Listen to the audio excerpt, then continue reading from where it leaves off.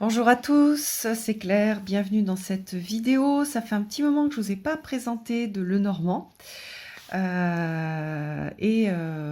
coup, tout à l'heure, je me suis un peu installée au soleil pour regarder celui-là. Puis je me suis dit, tiens, je vais faire la review dans la foulée. Alors, il s'agit du Burning Serpent Recall. Donc, il n'a pas le nom de Lenormand. Voilà, c'est un Lenormand pour l'âme. Bon, en tout cas, il s'appelle comme ça. C'est un jeu qui a été dessiné par Robert Place et le petit livret a été réalisé par Rachel Pollack. Alors, c'est deux personnes qui sont très connues dans le monde anglo-saxon du tarot notamment. Robert Place, il a fait le tarot des vampires. Et puis, il a publié plusieurs tarots, il a auto-publié plusieurs tarots. Et c'est quelqu'un qui fait pas mal de recherches sur la mystique, notamment grecque. Donc, il est super intéressant pour ça. Et puis, Rachel Pollack, elle a écrit des livres, dont une Bible du tarot. Voilà. Alors, c'est un jeu donc auto-publié, mais que moi j'ai trouvé sur Amazon. Je crois bien que je l'ai même commandé sur Amazon France. Il vient des États-Unis, bien sûr, puisqu'il est fait là-bas. Et il arrive, alors j'étais un petit peu déçue, je pensais qu'il arriverait dans une boîte un peu plus sophistiquée, mais bon, voilà, il arrive dans une petite boîte en carton. Hop, alors ensuite, elle est solide, hein, c'est pas du carton tout fin, c'est pas mal, voilà, comme carton. Mais bon, je m'attendais à une boîte un peu plus jolie. Alors ensuite, donc on a les cartes et un petit livret.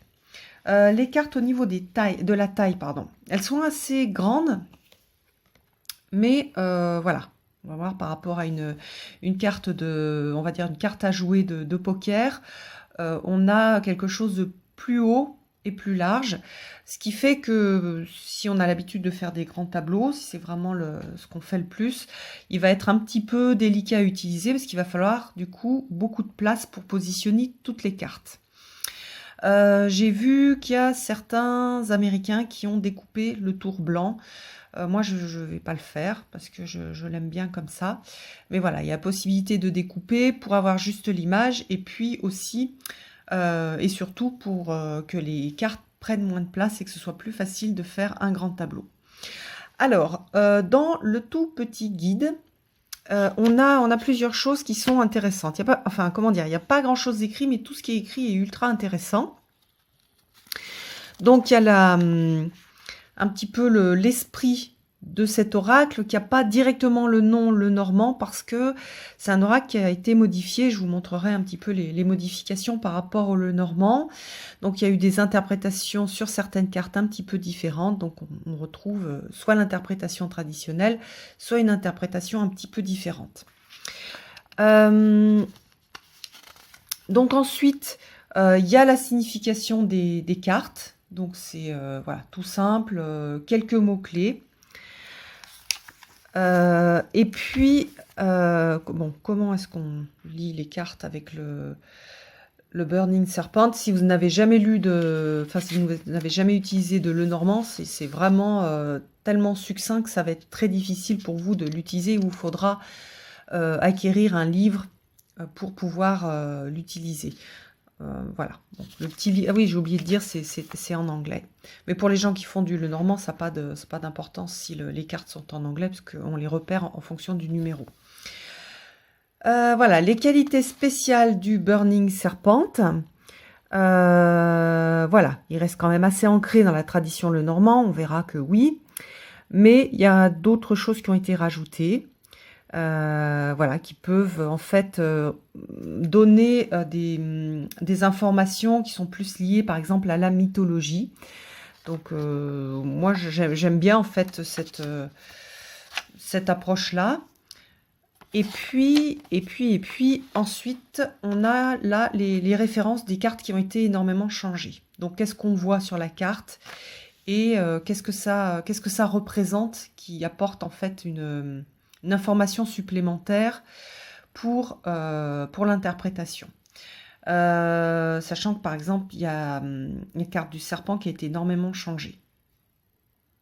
Aussi pour info, il y a 4 cartes supplémentaires qui sont l'homme et la femme avec une direction modifiée. Voilà, donc ça permet de faire des tirages en ayant 2 hommes ou 2 femmes pour les couples gays ou lesbiens.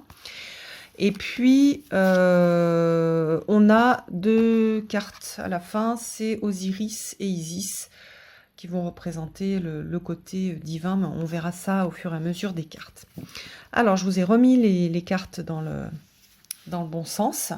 Et donc ici, vous voyez que pour la carte 1, où normalement on a un cavalier, ici on va avoir Hermès, le messager. Alors, on est complètement dans la signification de la carte traditionnelle avec une représentation un petit peu différente. Voilà, donc qu'est-ce qu'il nous dit? Le messager en fait, c'est le messager des dieux, hein, de la vitesse, de la magie, il fait aussi un peu il est astucieux, donc il fait parfois des mauvais tours, et puis de l'invention. Donc ça veut dire qu'on peut rajouter certaines choses qui ne sont pas dans le normand classique. Donc par exemple ici, est-ce qu'ils l'ont rajouté? Message, quelque chose qui est apporté, donc voilà.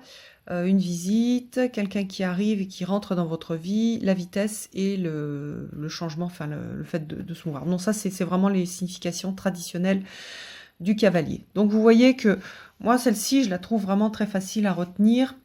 Et j'aime beaucoup en fait cette représentation. Alors ce que je ne vous ai pas montré, c'est le dos qui est super beau, où justement on a Hermès. Alors ensuite, donc le trèfle. Donc ici on a le trèfle rouge.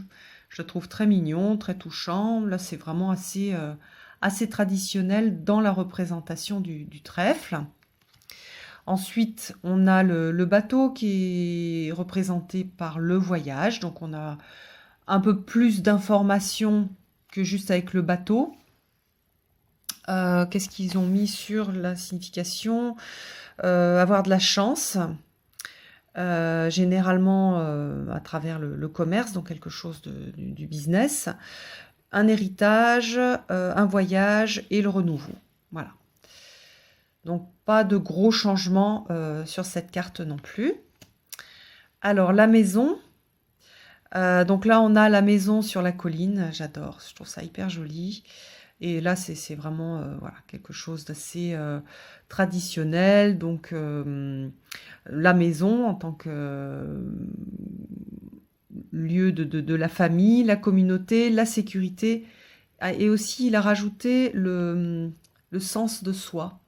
Donc le soi en fait, la maison en tant que soi, au niveau psychologique. Donc ça c'est intéressant, on le voit sur certains jeux où on a des interprétations psychologiques, mais on l'a pas sur les anciennes interprétations qui étaient très divinatoires.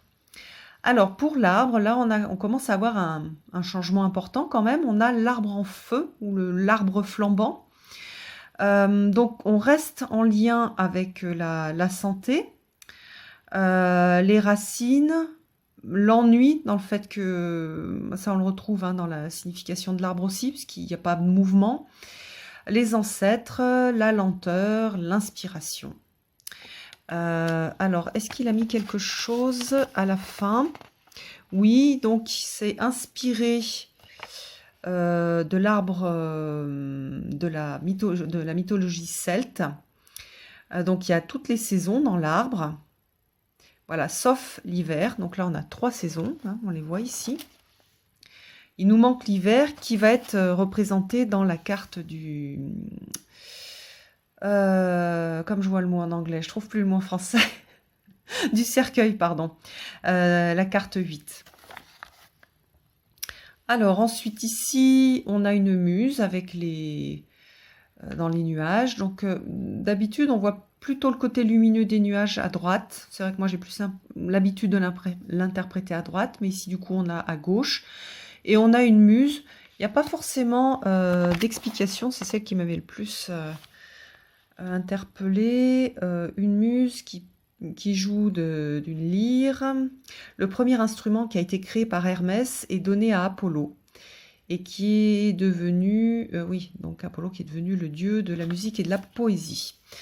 Donc ça n'a pas forcément de lien avec la signification traditionnelle des nuages, mais du coup, on peut rajouter des choses sur la musique de l'âme, sur la musique qui nous fait sortir des nuages, etc. Donc on peut broder autour de cette illustration. Alors, dans la signification générale,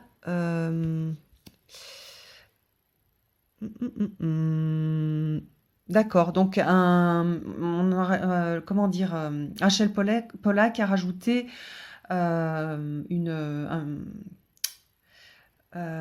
quelque chose de créatif en fait qui arrive, donc une coupure créative, voilà.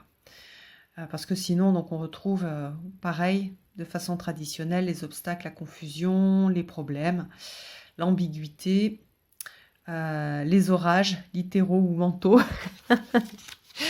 Donc voilà. La carte 7, donc on a le serpent, mais cette fois-ci, le serpent qui est dans le feu, qui brûle. Alors c'est un mélange de deux traditions.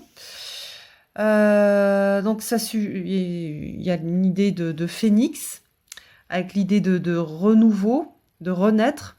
Ce qu'on a aussi d'ailleurs dans le serpent, hein, qui change de peau. Et là, donc, on voit le serpent sur un autel ancien israélien et qui était utilisé pour faire des offrandes que l'on brûlait. Voilà. Moi, c'est pas forcément la carte que je préfère. Je vais plus l'autel, ça me parle pas forcément. Je vais plus, voilà, le voir comme pas forcément comme une trahison, comme on le voit dans les cartes classiques, mais plus comme un renouveau, une transformation. Soit à travers l'image du phénix qui renaît de ses cendres, soit à travers l'image du serpent qui va changer de peau. Alors, pour le cercueil, on a l'arbre mort. Alors, l'arbre mort, donc, comment est-ce qu'il a... Je crois qu'il a... À la fin, il n'y a pas d'infos. Oui, les fins, la tranquillité. Non, pardon. Les fins, je voyais stillness. La maladie, la dépression, la perte, la mort. Bon, j'aime pas trop quand il y a ça sur cette carte. Je crois pas que...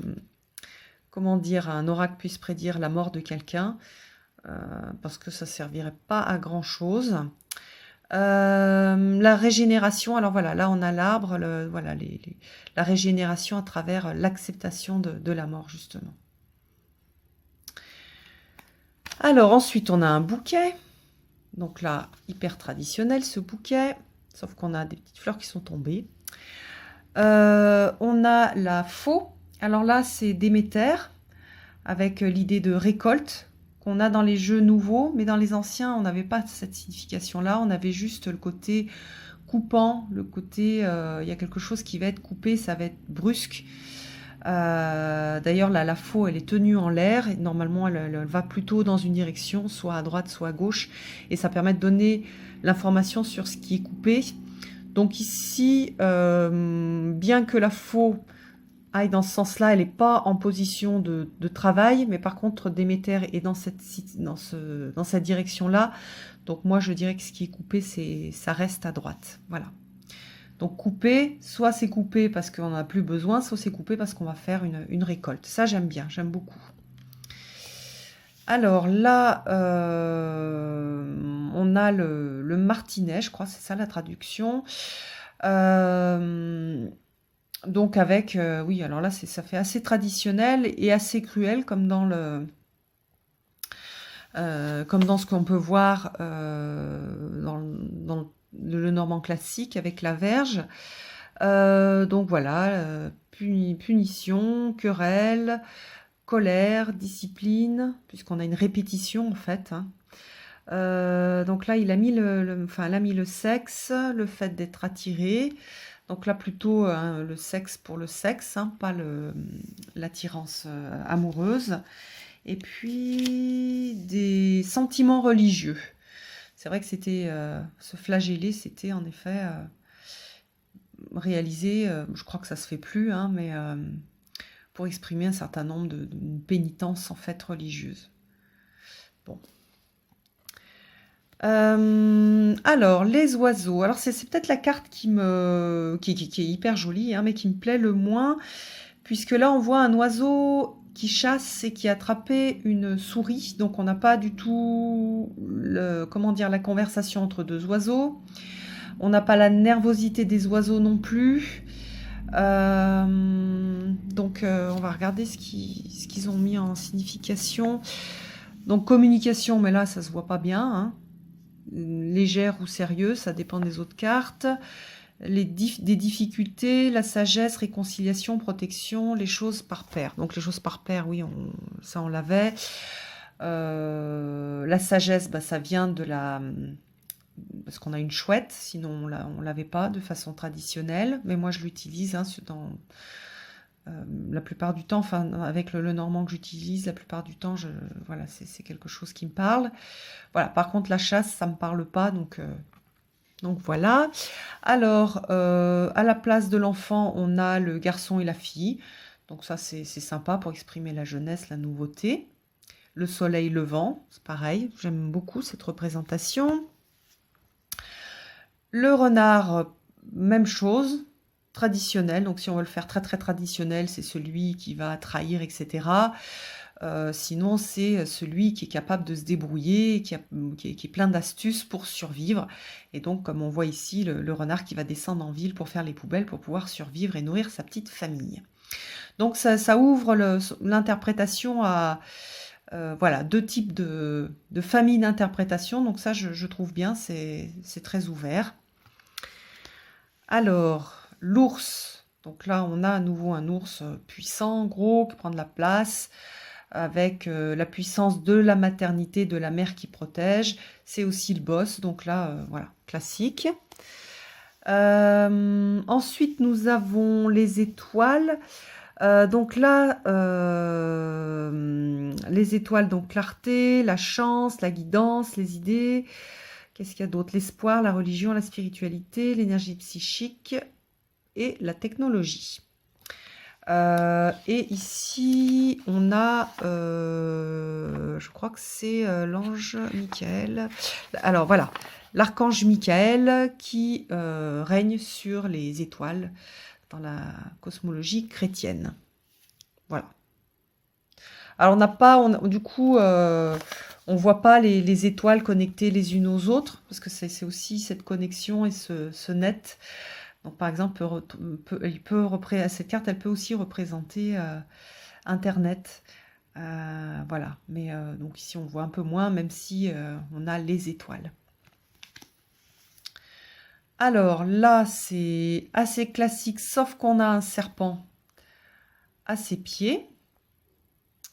Je ne sais pas s'il a rajouté une signification propre au serpent. Qu'est-ce qu'il a mis? Alors, changer de maison, retourner chez soi, un changement positif, donc ça c'est traditionnel, quelque chose de nouveau, peut-être la naissance d'un enfant, oui. La dévotion, la protection, une femme sensible.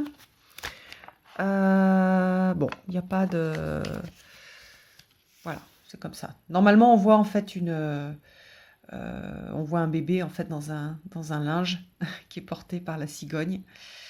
Mais voilà, là on a cette idée de serpent.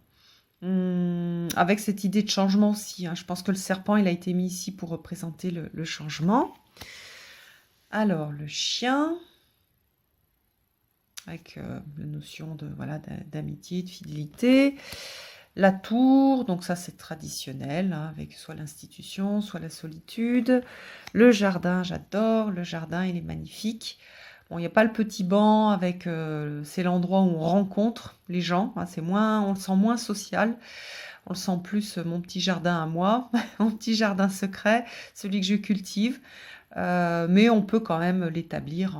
Voilà, il y a quand même petite barrière, donc peut-être ça peut être... Enfin oui, ça fait pas tellement lieu social, mais quand même, on a cet esprit de jardin.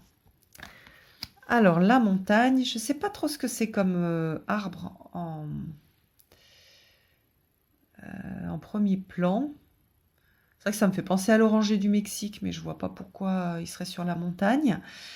Donc là, généralement, on a un côté plus sombre, un côté plus clair. Là, c'est un peu ambigu, puisqu'on a ici un peu les autres arbres qui sont plus sombres. Ici, alors c'est plutôt la montagne qui est plus sombre. Moi, je prends ici, en fait. Le côté sombre, c'est ici, puisqu'on voit qu'il y a plus d'ombre. Voilà, très jolie cette montagne. Alors ça, j'adore le chemin avec Hécate, qui est la déesse qui se trouve justement à la croisée des chemins. Donc ça, c'est vraiment très très chouette et ça s'y prête vraiment bien. Les petites souris, on a quelque chose de traditionnel. On a un petit livre. Ça me fait penser, quand le chat n'est pas là, les souris dansent, avec le petit personnage qui danse là sur le côté. Mais voilà, bon, on imagine qu'elles sont en train de grignoter, mais pour l'instant, elles ont pas commencé. Mais elles sont en train de se concentrer pour grignoter. Donc voilà, c'est les pertes, petit à petit, les petites choses que l'on perd. Est-ce qu'il y a quelque chose qui a été rajouté? Voilà, les problèmes, les petits soucis, ce qui nous casse, qui nous prend la tête en fait. Qu'est-ce qu'il a rajouté? Corruption, manque d'honnêteté, surtout au niveau du travail. Et là, voilà, dans la souris, on a le côté persistant et plein de ressources qu'on n'a pas, qu'on voit pas forcément dans les livres anciens français. J'aime bien aussi. Ça redonne un peu ces lettres de noblesse à la souris, hein, les souris et les rats. Alors la souris, c'est plutôt le fait de regarder très en détail. Et le rat, on a le côté du survivant. Hein, c'est vraiment celui qui fait de la résilience et qui est capable de survivre dans plein d'environnements. Donc c'est intéressant. Alors le cœur avec la rose. Je suis en train de travailler sur l'énergie de Marie et ça me fait vraiment penser à ça. Donc on n'a pas que le cœur au niveau relationnel, on a l'ouverture du cœur avec la rose qui pousse. Voilà, le lieu où se trouve l'âme, la sagesse du cœur. Donc on a quelque chose un peu plus étendu avec ce cœur-là, qui est du coup très très intéressant. Alors, donc, la bague, ici, on a la bague dorée. Alors, la première fois que je l'ai vue, je me suis dit, tiens, est-ce que c'est la maison? J'avais pas vu que c'était... J'ai pas vu tout de suite, au premier abord, que c'était une bague. Voilà, donc là, classique, hein, il n'y a pas de signification particulière. On a, voilà, l'idée d'engagement, le mariage, tout ce qui est contrat, l'autorité, les objets circulaires, les cycles. Et puis les bijoux. Alors, il y a ce côté un peu d'engagement avec la maison, quelque chose de posé, un peu comme ici, les quatre coins de la maison. Donc, finalement, j'aime bien, en fait, cette bague. Alors, le livre, c'est le livre de la vie, en fait, Book of Life. Alors, quand généralement, on le voit fermé, et dans ces cas-là, on a des secrets. Donc, il conserve cette information, mais on n'a pas le livre fermé, donc on ne sait pas dans quelle direction on va le secret. La destinée, ça c'est intéressant. Ce qui est écrit, donc tout ce qui est écrit, la connaissance, l'éducation. Voilà, donc ça c'est plus classique. Et donc ici, je crois que c'est Artémis. Oui, on a la chasseuse. Alors, Artémis, déesse de la nature, de la lune et des montagnes. Voilà, mais on n'a pas d'explication pourquoi ça a été choisi. Alors, la lettre, j'adore. Puis c'est exactement ça. J'adore que ce soit un pigeon voyageur qui la porte. Est-ce qu'il a mis des choses un peu différentes et intéressantes? Non. Correspondance, les documents, les contrats, voilà, tout ce qui est écrit. Donc après, on a la femme et l'homme. Et puis à nouveau la femme et l'homme. Donc ça a été fait de façon à ce qu'on ait des personnages qui puissent se faire face. Parce que quand on fait un grand tableau, on regarde s'ils se font face ou s'ils se tournent le dos. Et comme ça permet de voir un peu le type de relation qu'il y a entre les deux.